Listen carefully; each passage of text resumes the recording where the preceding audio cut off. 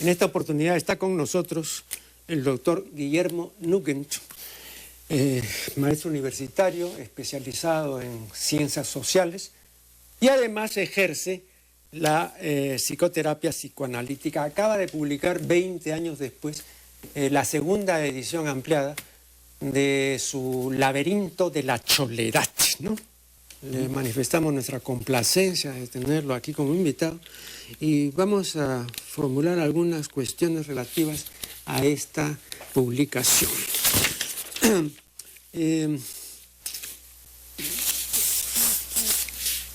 Dice Garcilaso en sus comentarios, ¿no?, que el término cholo, aunque esto no ha sido después confirmado por los especialistas, pero es una etimología de Garcilaso, ¿no? Dice que procede de las islas de Barlovento, ¿no? Bueno, vamos a suponer que es así. Y agrega que siempre se tomó en mala parte y que se designaba con este término al perro, dice, y no de los perros castizos, sino lo que él llama los perros muy gozones y bellacos, o sea, lo que llamaríamos un perro chusco, ¿no? Entonces ese era, digamos, el significado de cholo, ¿no? Hace siglos, ¿eh? Porque, bueno, este es un testimonio de hace siglos, ¿no? Y luego menciona el hecho de que los españoles lo usan por infamia y vituperio, ¿no? O sea, para vituperar e infamar, ¿no?, a quien ellos consideran de ínfima categoría, ¿no? Bueno,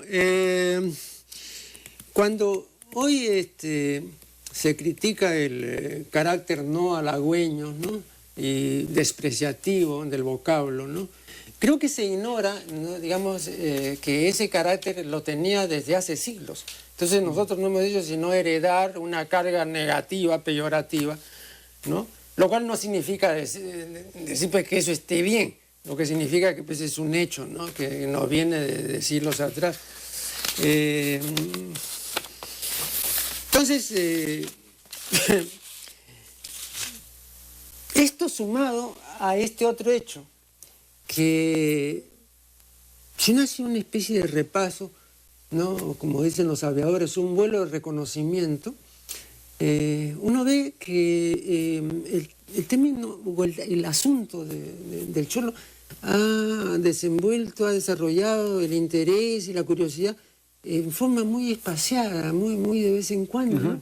Le voy a poner dos ejemplos. En 1929, Luis Alberto Sánchez, en la Revista Mundial, publica un artículo titulado La aparición del cholo. Y en resumidas cuentas dice que después de tantos años de estar hablando del problema indígena y después de haber leído todos los números del deber pro indígena, bueno, ya parece que eso pasó, dice, y ahora ha aparecido el cholo. Entonces hemos comenzado a hablar del cholo. Y enhorabuena, pues porque ya estaba un poco pesado el otro tema, ¿no? Bueno, eso lo decía en el año 29, ¿no? Y el otro dato que quiero comunicarles es en 1962, José Barallanos publicó su libro El Cholo y el Perú, ¿no? Lo publicó, claro, lo publicó en Buenos Aires. Yo por entonces frecuentaba la librería de don Juan Mejía Vaca y él me dijo que había recibido, claro, en consignación 5 ejemplares. Esto me lo contó años después. Siempre nos reuníamos ahí en ese café, en la esquina de la calle de los huérfanos. Bueno, y me decía, vea usted, Negre, para vender esos 5 ejemplares del libro de Barallanos yo me demoré 3 años. Eso demuestra, me decía, que el tema del cholo no interesa, o interesa muy poco, pues, ¿no? Entonces yo, francamente, no sé, aquí nadie se ha ocupado de eso. Entonces una cosa pues que no tenía, digamos, prensa, ¿no? Y eso le estoy hablando a mediados más o menos de la década de 1960, ¿no? Sí, pues, efectivamente. De modo que este interés ha sido un interés muy espaciado. ¿A qué cree usted que se ha debido? Es una buena pregunta. Mi trabajo surge porque me llamaba la atención la frecuencia con la que nuestras relaciones cotidianas nos referimos usamos la palabra cholo, chola, con un abanico de significados realmente amplio. Y en las ciencias sociales pues, casi no existía la mención. Había un par de excepciones, un trabajo de Quijano, de Barayanos que usted menciona. Fíjese, me acabo de enterar de lo de Sánchez, es una muy útil referencia. Pero en general, digamos, como que mi punto de vista es que cuando en el Perú hablamos de gente de carne y hueso, usamos cholo, chola, cholito, cholita. Y cuando hablamos abstractamente, ya desaparece el cholo, chola. Entonces, de alguna forma, yo lo que quería era tratar de entender la complejidad de nuestro mundo social, de relacionarnos, haciendo mención al hecho de que, oigan, dense cuenta, hay cholos y cholas, ¿no? Ahora, usted dice en la página 36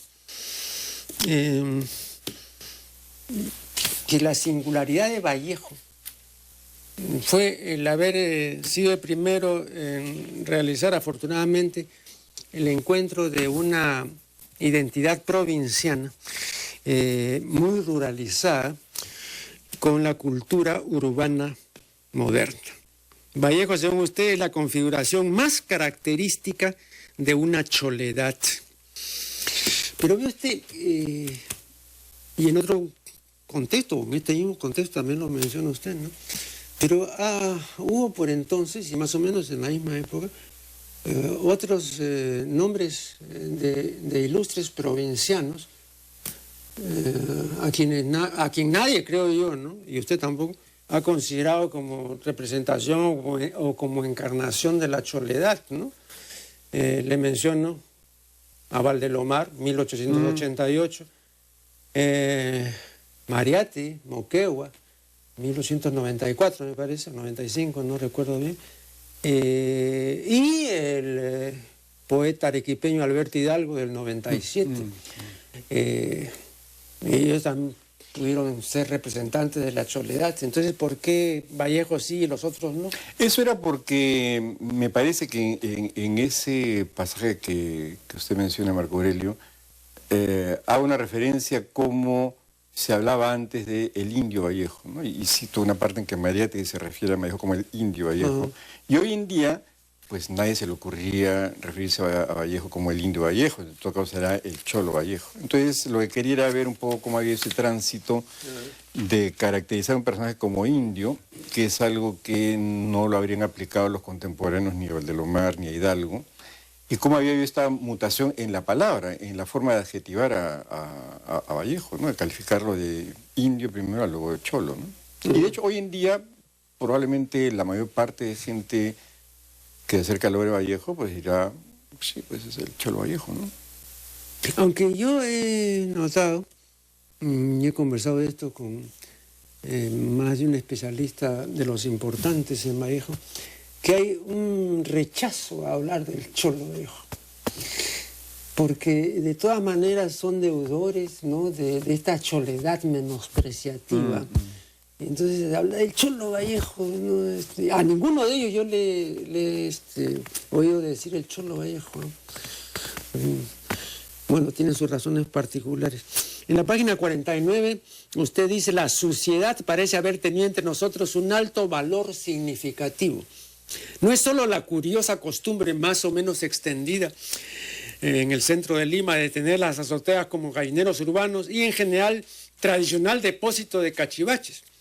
La dimensión más resaltante de la marginación social fue la suciedad. Usted sabe que don Héctor Velarde, ¿no? El distinguido arquitecto, tremendamente dejado de lado, no apreciado en los suficientes. Él decía que las azoteas de Lima eran el inconsciente de la ciudad, ¿no? Sí. Bueno, y dice usted, pues la dimensión más resaltante de la marginación social fue la suciedad. Vea, yo tengo un ensayo titulado Cuestión de olfato y demuestro que la suciedad, tanto la material cuanto la no material, tiene un gran poder adictivo. Y eso hace tan difícil combatir la suciedad. ¿no? Porque claro, por los textos que he leído de sus libros, cuando usted se ocupa, y muy bien, de la sociedad, usted se ocupa de una corriente permanente de sociedad, no es una cosa ocasional, ¿no? Porque creo que todos los textos antiguos de Lima, antes del agua y el desagüe, ¿no? Nos pintan la ciudad pues que era pues un asco, ¿no? Imagine usted la Plaza Mayor y corrían ahí las inmundicias y todo. Pero hay una, ¿no? Permanente vocación por la sociedad. Pero repito, ¿no? Hay también un poder adictivo. Vea, le cuento. En el siglo XVI, en España, era tal el hedor de las calles por el amontonamiento de basura, que la gente distinguida iba por ellas oliendo una bota o borracha de ámbar. Y cuando las autoridades municipales procedieron a limpiar las calles, el pueblo protestó vivamente, porque el pueblo se orientaba por el distinto olor que salía de cada barrio y de cada calle. Entonces, por acá se va a tal parte, por acá está otra, ¿no? Pero si vas a nivelar todo, entonces no me voy a orientar, pues, ¿no? Y estuvieron en contra de que se limpiaran, ¿no? Entonces, habían terminado acostumbrándose a la basura. Vamos a hacer acá el primer corte y ya regresaremos.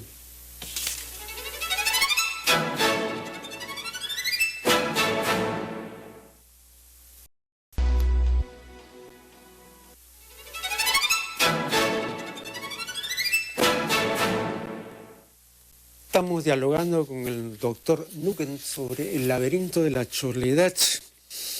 Bueno, le decía, ¿no?, que había pues, o hay un gran poder adictivo de la basura, y eso está perfectamente, no solo en el caso de España que mencioné hace un momento, sino también Corbán se ha referido a esto mismo en Francia, y otros autores lo han hecho en relación con Alemania, ¿no? Se ha llegado a decir que en esa época había tal cantidad de heces fecales en las calles que no se veía el pavimento. Así. Está perfectamente documentado. Pero hay otra basura, puede ser la basura material o el desperdicio, la inmundicia, ¿no? Y es la basura de los medios, ¿no? Es la basura mediática y particularmente la televisiva, ¿no? Y entonces, claro, tanto estar expuesto a televidente a la basura, termina gustando de ella y se vuelve adicto a la basura, ¿no? Y lo peor, y eso también yo lo he dicho, es que muchísimos terminan con una grave alteración del sentido del olfato, que se llama la cacosmia, en virtud de la cual uno comienza a percibir como agradables y fragantes los olores más nauseabundos. Entonces lo que, claro, estando bien uno, le parece nauseabundo, al cacósmico le parece bien oliente, ¿no? O sea, es una inversión completamente de las percepciones, ¿no? En este caso, una cuestión sensorial, ¿no? Vea, Unamuno decía que el hombre es el animal guardamuertos, y es cierto. Pero igualmente se podría decir que el hombre es el animal basuralicio por excelencia, ¿no? A él es el animal que le encanta la basura, ¿no? Tiene una vocación por la basura, ¿no? ¿Usted cree que esto es antiguo, moderno, que esto es subsanable o que ya no hay remedio? Bueno, porque acá, perdón, usted dice en la página 52, la percepción de la suciedad se convierte en la condición de reconocimiento de la identidad. Así es, así es. Claro. Así es. Porque hay personas que son vistas como más puras o más impuras o más limpias o más sucias. ¿Sí? Alberti Algo decía que, por ejemplo, a un boliviano es fácil reconocerlo, aún estando con los ojos vendados, por el olor. Porque los bolivianos, decía algo, huelen de una manera muy característica. Pero también lo mismo se ha dicho del indio, ¿no? Del indio de nuestra sierra también se ha dicho por el olor. Bueno, pero cada ciudad, en cada país hay un olor característico. Claro, sí. Sí, pero esto se decía, digamos, de una manera completamente... Peyorativa, sí. Sí, peyorativa, ¿no? Sí. En la página 55 usted dice, el Estado no se ha caracterizado por su carácter rector, sino por su capacidad para relegar las demandas.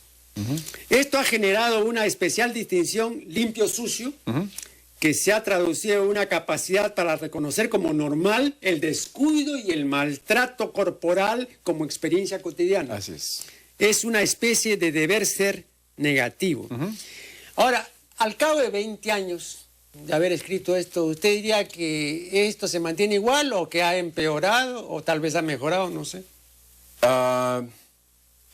Yo creo que respecto del cuidado corporal hay algunas mejoras. A mí me parece que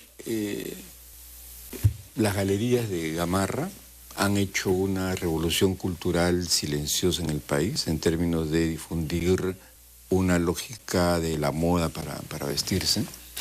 Pero hay otras áreas donde desgraciadamente me parece que esta apreciación que hago se mantiene vigente. Por ejemplo, la calidad del transporte público. Es decir, no es solamente que los vehículos vayan llenos en horas punta, eso ocurre en cualquier lugar del mundo, sino cómo son los asientos, cómo es el estado de los micros.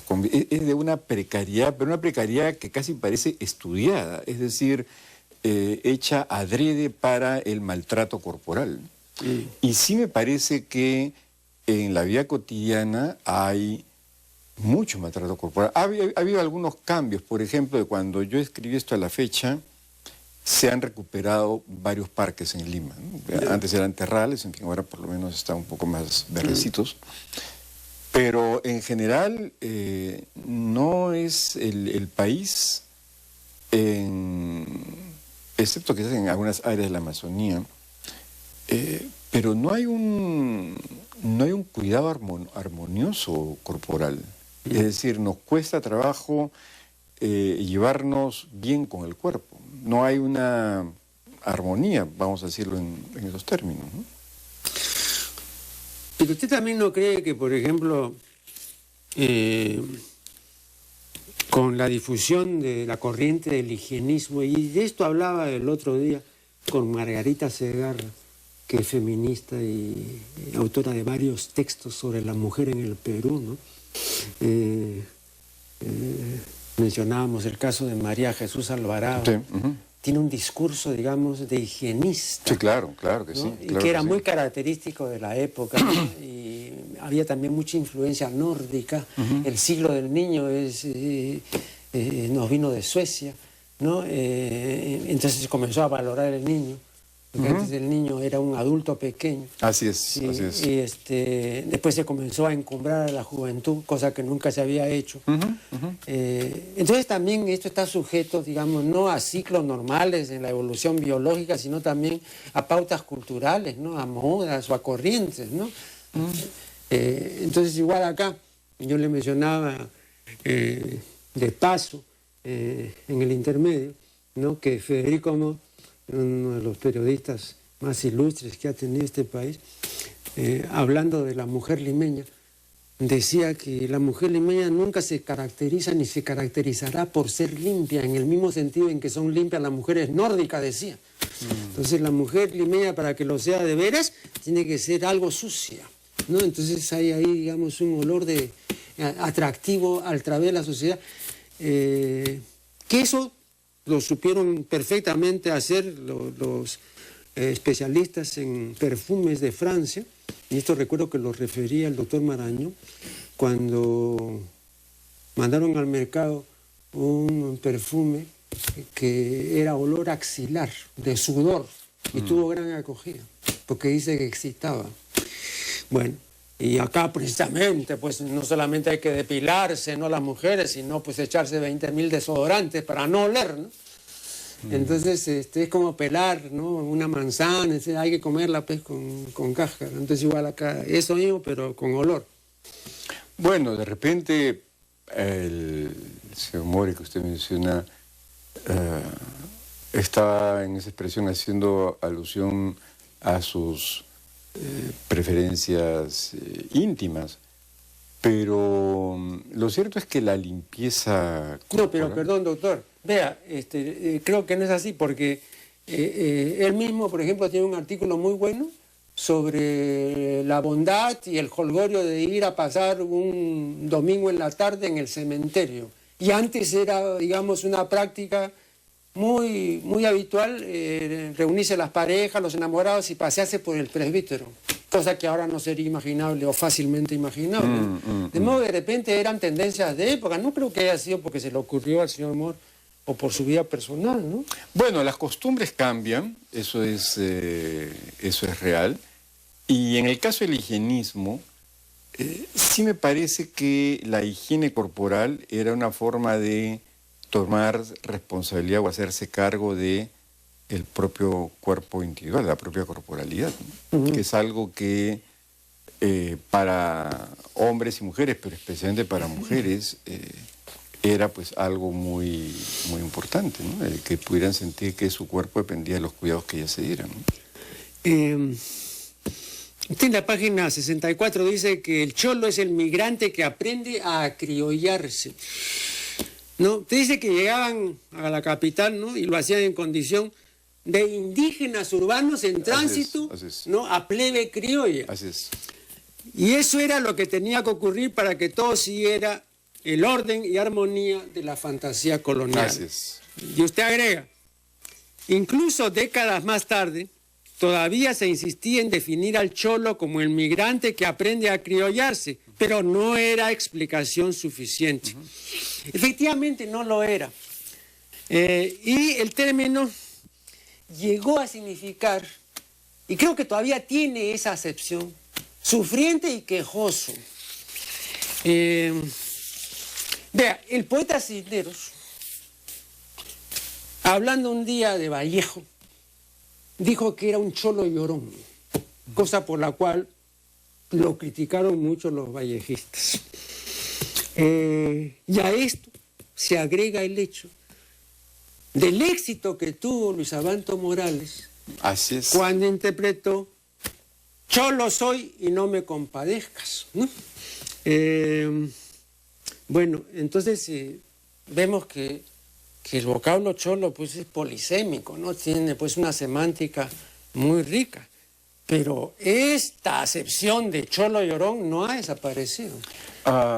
Lo que quiero dar a entender con la expresión que usted ha mencionado, Marco Aurelio, es cómo, y estoy convencido de esto, la mayor transformación cultural que ha tenido Lima en el último medio siglo fueron las migraciones. Así es. Y que se han replicado en otras ciudades del Perú. Esas migraciones crearon un producto cultural absolutamente no previsto, nuevo, que son pues las ciudades peruanas de ahora, que no es ni plebe criolla, ni es mundo indígena ruralizado, sino es esta cholea justamente, ¿no? Es un universo cultural, emocional, social, del que todos participamos y que es una hechura realmente reciente. Como le digo, es de 1940, 50, quizás en adelante, y que le ha dado al Perú, no solamente a Lima, sino al Perú, una configuración muy particular. Por ejemplo, yo me atrevería a decir, aunque desgraciadamente el censo no incluye esa pregunta, no hay lugar del Perú en la actualidad donde no haya alguien que no tenga un pariente en Lima. Un pariente o un prío, digamos, ahijado, madrina, padrino, qué sé yo. Es un país muy interconectado, de lo cual no siempre somos conscientes. Y eso ha hecho que las propias identidades, la manera de identificarnos colectivamente e individualmente, sean muy fluidas.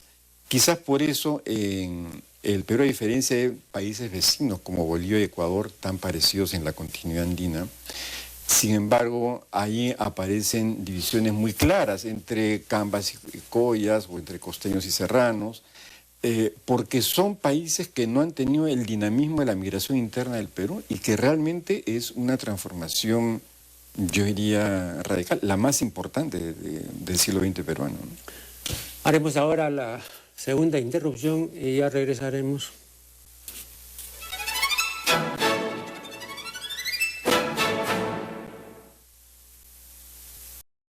Bueno, vea usted, doctor, este pasaje me recuerda lo que decía Pablo Macera en Las Furias y las Penas.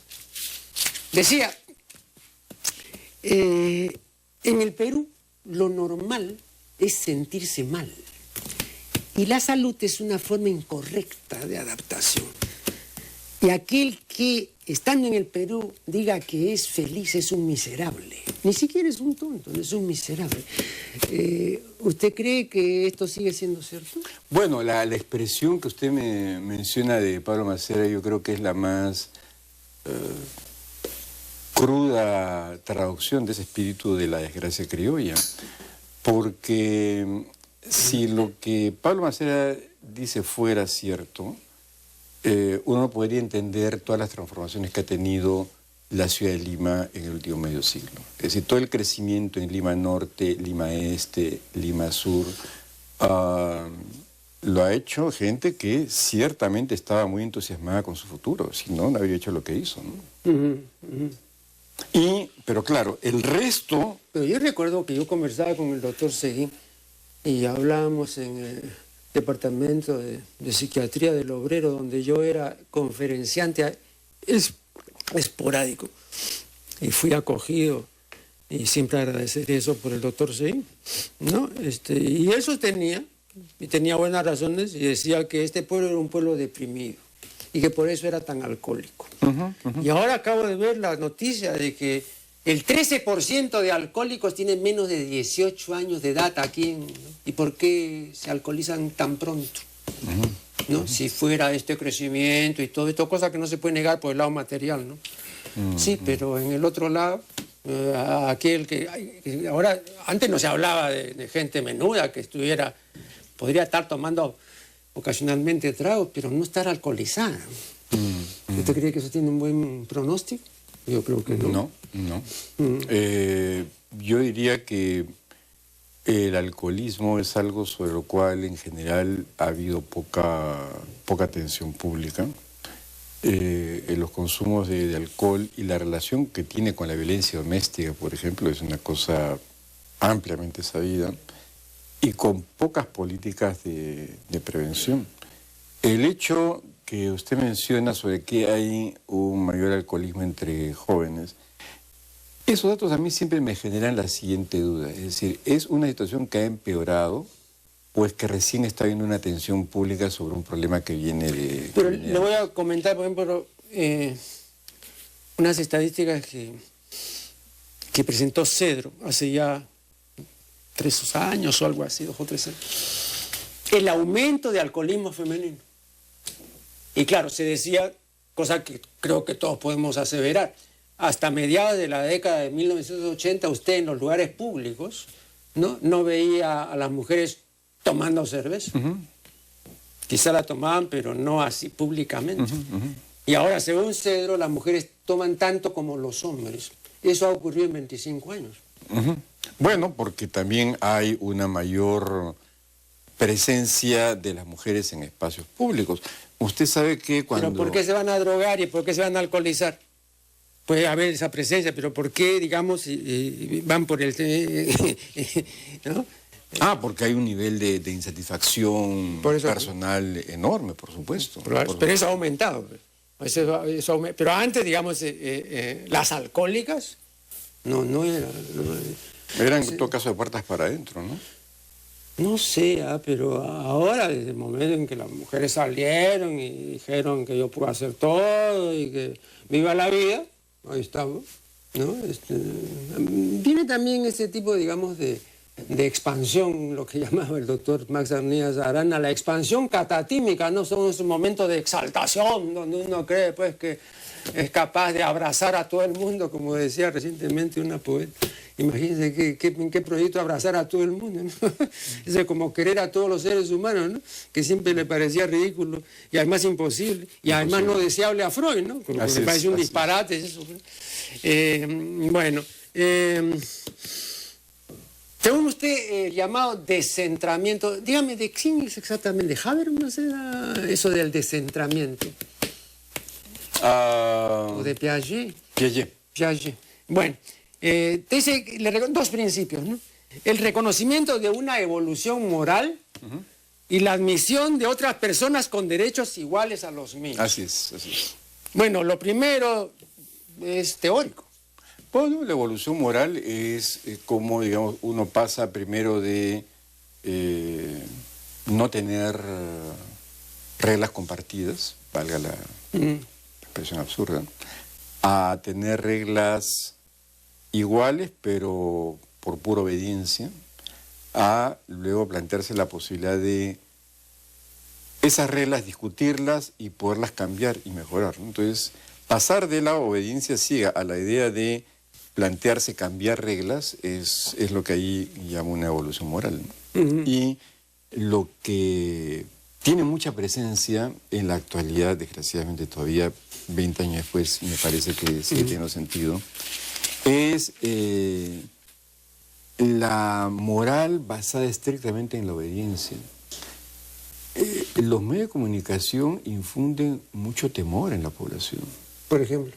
Cuando se habla sobre crímenes, sobre el terrorismo, el narcoterrorismo, es una forma de tener a la gente asustada. Entonces, cuando la gente está asustada, ¿qué hace? Obedece.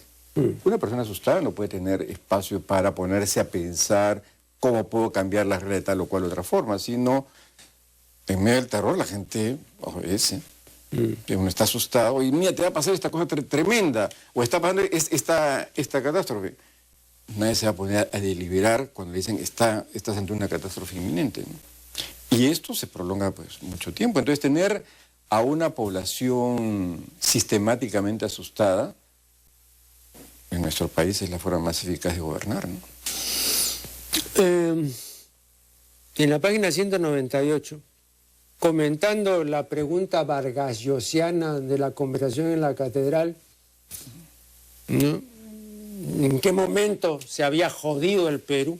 Usted dice, siempre me llamó la atención tanta simplonería convocada alrededor de una frase que ciertamente no era pronunciada por quienes estaban en las condiciones de vida más precarias.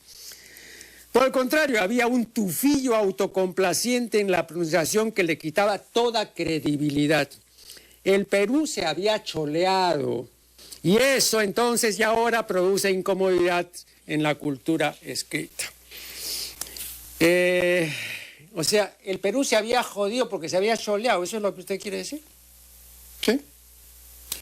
Pero tratando de entender la expresión, porque fíjese...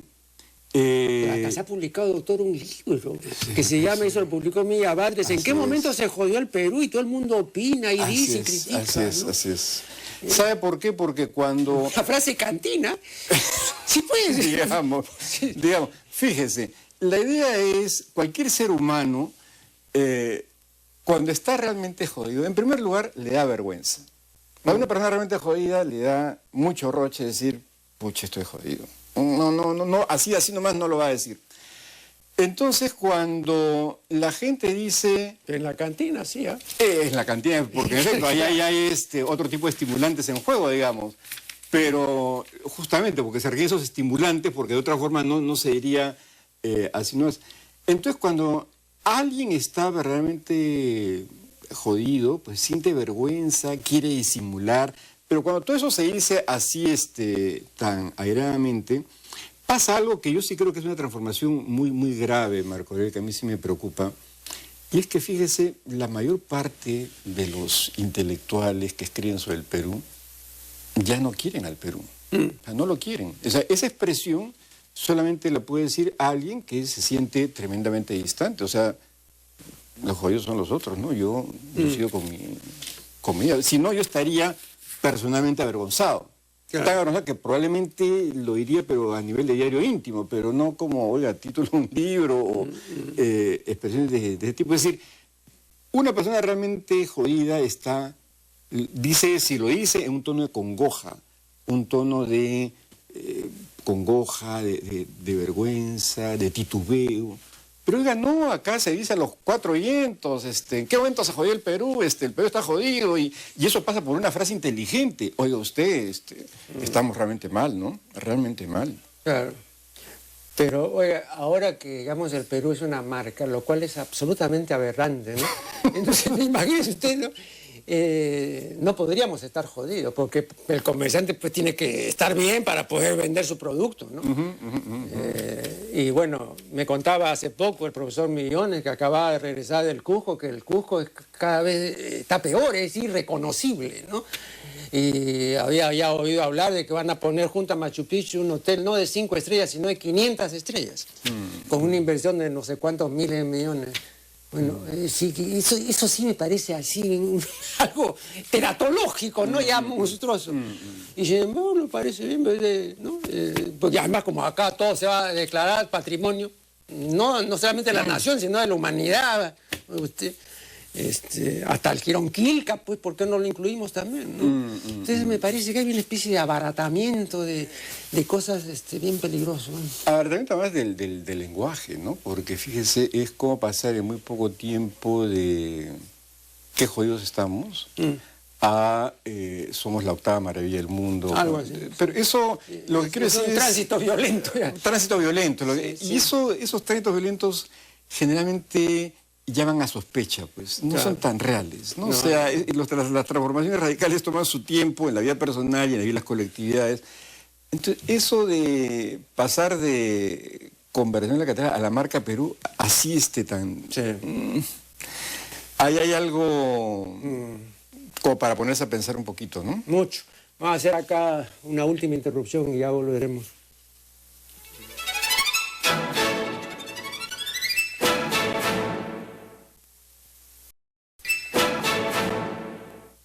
Este es el último tramo de una entrevista muy interesante con el doctor Nugent. En la página 199 y en las dos siguientes dice que el mal no es el racismo, sino el gamonalismo. Lo característico del gamonalismo, dice usted, no es la exclusión. Por el contrario, se trata de la proliferación de formas particulares de inclusión para evitar formas generales de inclusión. Es lo que se llama más familiarmente las argollas. Un mundo donde la solidaridad se convierte en sinónimo de complicidad y encubrimiento.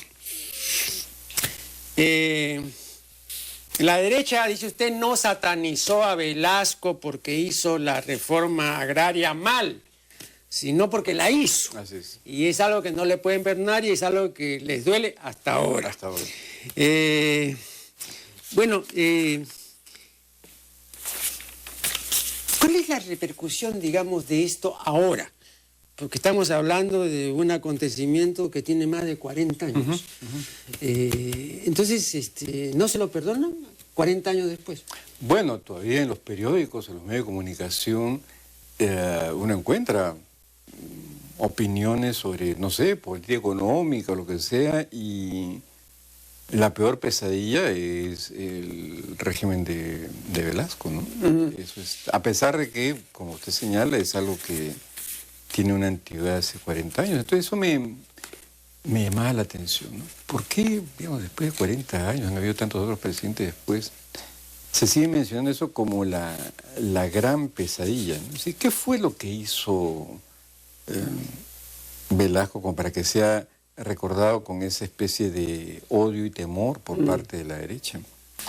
Y la verdad, cuando uno ve los logros en términos digamos, numéricos, la reforma de Velasco fueron en el campo de la industria relativamente tímidas, pero sí tocó algo que fue crucial, que fue esta cultura de la hacienda, la idea de yo soy el que mando y los demás me obedecen, ¿no? Es decir, la cultura de la servidumbre en cierta forma.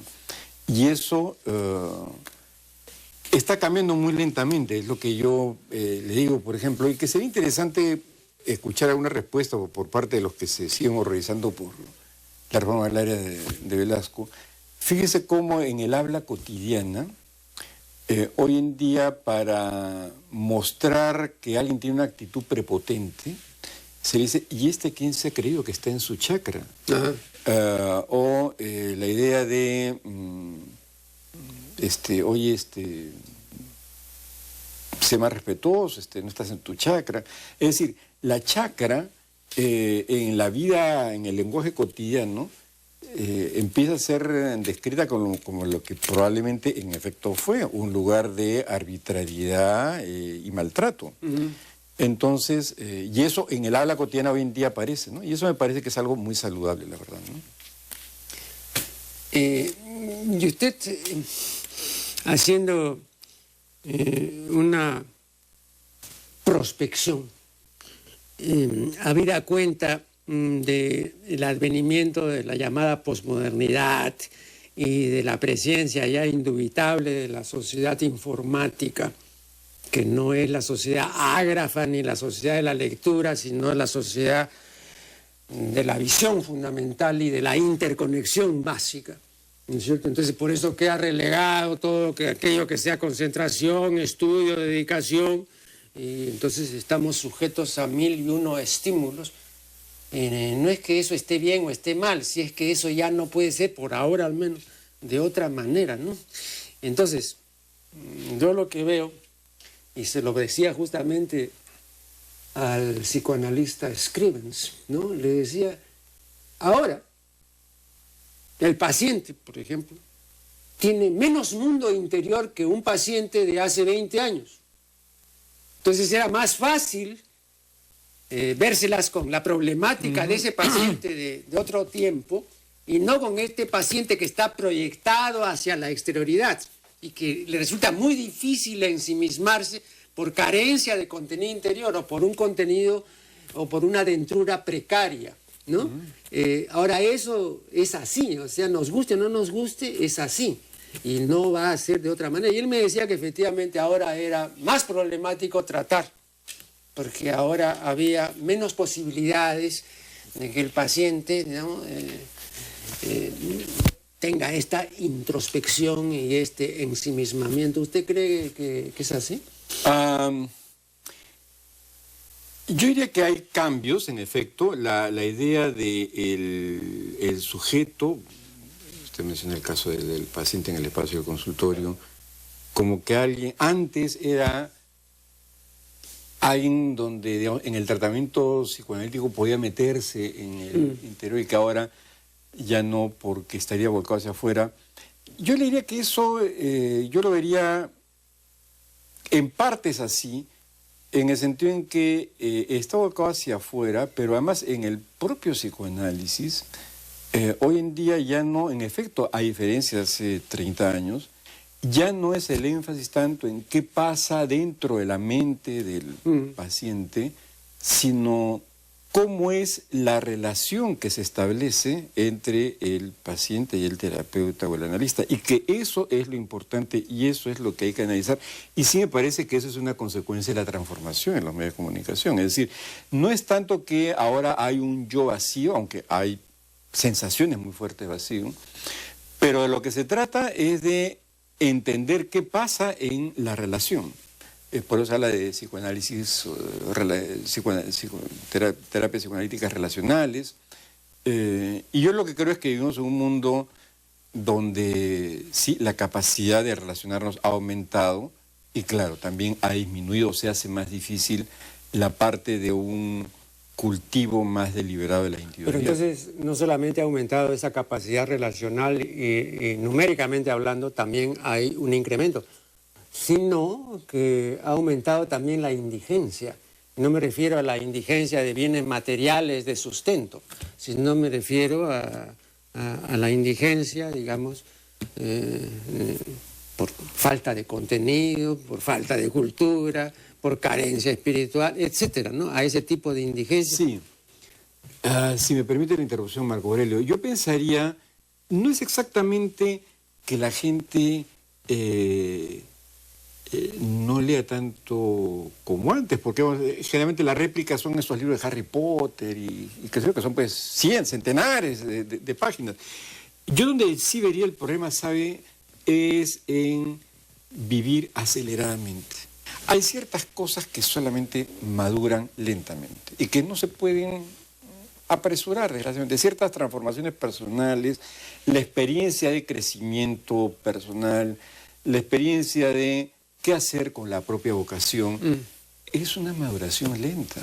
Y el problema es que el mundo cotidiano está en la lógica de querer las cosas para ayer. Claro. Entonces, hay un desencuentro muy terrible entre exigencias que dicen, ya, esto lo quiero ya, ahorita o para ayer, y procesos de transformación emocional, intelectual, que toman su tiempo. Escribir un buen poema no se escribe en un minuto, ni en una hora. Generalmente en una hora se podrá, digamos, cosechar lo que ha sido producto de una elaboración que ha tomado semanas, meses, probablemente años. Y el doctor Washington Delgado me decía, por ejemplo, que aun cuando uno siga todos los cursos que haya de lectura veloz, hay cosas que no se pueden leer con velocidad, por ejemplo la poesía.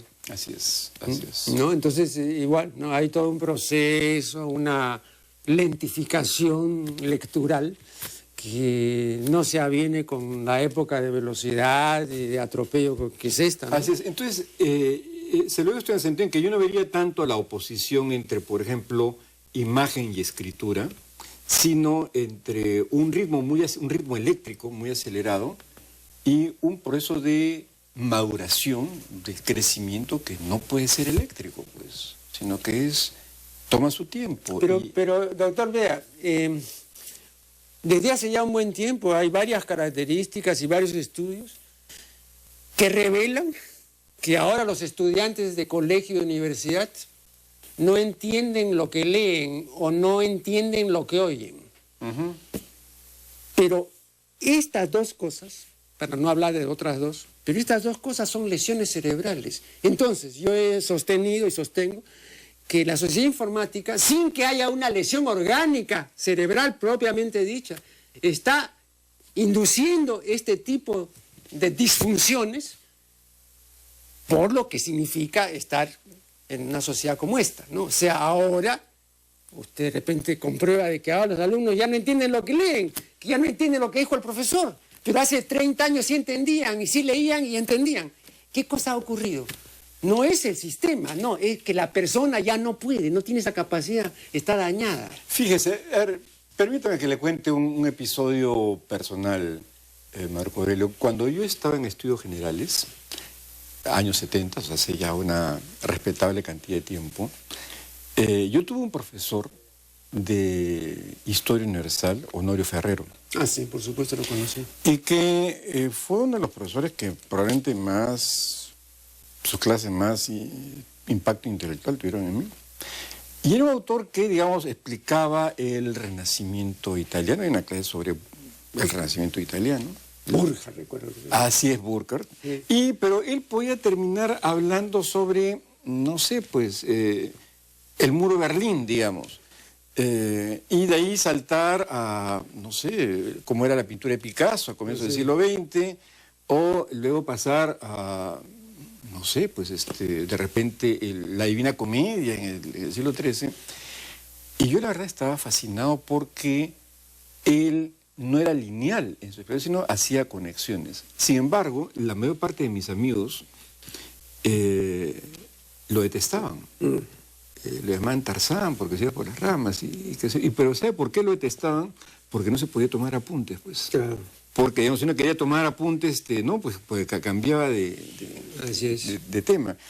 Entonces, la diferencia con los estudiantes de ahora es que, en efecto, ahora ya no toman necesariamente apuntes, pero en mi experiencia como profesor, yo le diría que la mayor dificultad que he encontrado, lo que usted señala es verdad, hay poca lectura, poca comprensión, pero fíjese, Marco Aurelio, yo no creo que ese sea el principal problema. El principal problema, como yo lo he visto en el aula, es que los muchachos, muchachas puedan expresar su propia opinión. Porque asumen que una propia opinión es algo ilícito, ilegítimo, que el profesora se va a enojar. Entonces, hacer que se puedan escuchar a sí mismos y tener una elemental confianza intelectual, yo diría que es clave. Porque ¿por qué los muchachos no leen o no prestan atención? Porque hay una tremenda crisis de autoconfianza intelectual. Los jóvenes terminan el colegio y por el tipo de formación, en efecto, no tienen autoconfianza intelectual, pues. Entonces, no están seguros de lo que piensan o de lo que sienten. Entonces, llega una clase y el profesor dice, tienen que leer tal cosa, que no entendió. Entonces, claro, en Internet hay un montón de sitios que ofrecen resúmenes y cosas, pero lo que el muchacha quiere aprender, yo diría que es a tener un sentido básico de autoconfianza intelectual. Y eso, en efecto, el sistema educativo, tanto escolar como superior, no se los está ofreciendo. Bien, el tiempo se ha vencido, de modo que solo nos resta agradecer muy sinceramente la voz y presencia del doctor Nugent, y con ustedes será hasta el programa siguiente.